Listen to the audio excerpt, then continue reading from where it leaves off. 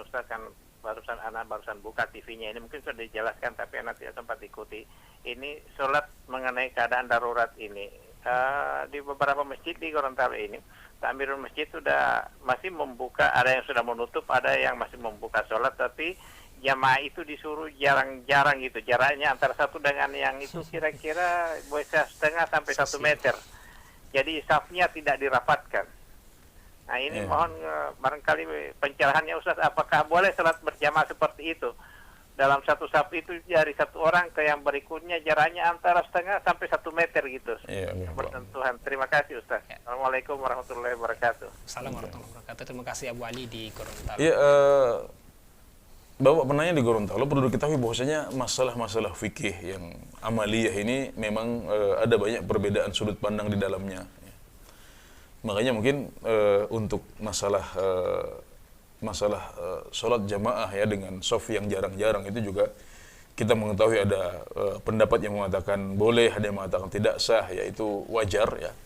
Tapi menurut hemat saya, Allah Ta'ala alam ya, ketika ada kekhawatiran menularnya virus yang akhirnya membuat shaf yang jarang-jarang tadi itu. Sebetulnya kondisi itu sudah membuat kita untuk tidak wajib sholat di masjid lagi. Tidak wajib untuk sholat jamaah lagi. Kenapa? Karena memang kondisi sudah mengkhawatirkan. Gitu. Jadi kalau dalam kondisi seperti ini, sudah kita sholat di rumah saja. Bahkan bisa jadi yang terbaik adalah kita sholat di rumah. Daripada kita ketularan atau menulari. Nah, jadi dalam kondisi seperti itu kita sudah tidak wajib untuk sholat lagi. Maksudnya tidak wajib untuk sholat di masjid lagi. Nah, kenapa kita harus sholat di masjid untuk kemudian melakukan tata cara ibadah yang diperselisihkan di antara para ulama. Syekh Abdul Muhsin Al-Abbad ya, di salah seorang ulama di Kota Madinah mengatakan sholat seperti itu tidak sah. Ya. Karena seperti orang yang sholat di shaf sendiri ya. Seperti yang disampaikan oleh Rasulullah SAW ya. Berdiri itu mirip dengan orang yang berdiri di satu shaf tanpa ada orang yang lain, padahal dia bisa untuk sholat di shaf yang di depannya, tapi dia sengaja untuk sholat di situ. Ya intinya ada perbedaan pendapat di antara para ulama yang sebagian mengatakan sholat tersebut tidak sah, tata cara sholat seperti itu tidak sah. Nah sementara di sisi lain kita mengatakan sholat jamaah sudah tidak wajib lagi. Jadi kalau memang sudah ada, kalau belum khawatir ya sudah datang ke masjid, sholat seperti biasa, itu kalau nggak ada kekhawatiran.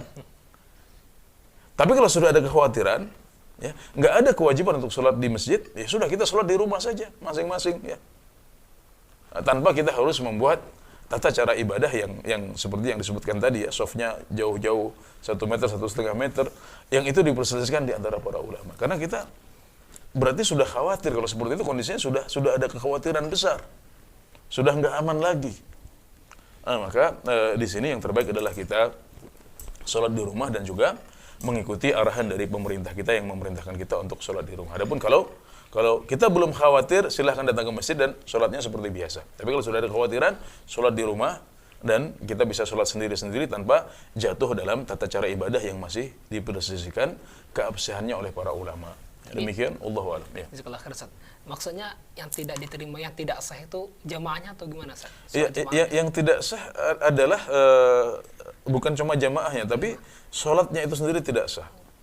Karena tentang orang yang sholat di belakang shaf sendiri ini, Nabi Muhammad SAW tidak hanya mengatakan jamaahnya tidak sah, tapi dia diperintahkan untuk mengulangi sholatnya dari awal. Artinya yang tidak sah bukan sholat jamaah, yang tidak sah adalah sholat itu sendiri. Ya. Jadi pokok sholatnya ya, itu tidak sah menurut Rasulullah SAW. Jadi harus ngulang dari awal. Tapi sekali lagi ini masalah khilafiyah di antara para ulama. Namun yang lebih kuat, Allahu a'lam, yang lebih hati-hati adalah kita sholat sendiri dan menghindari bahaya terkena atau menulari yang lain.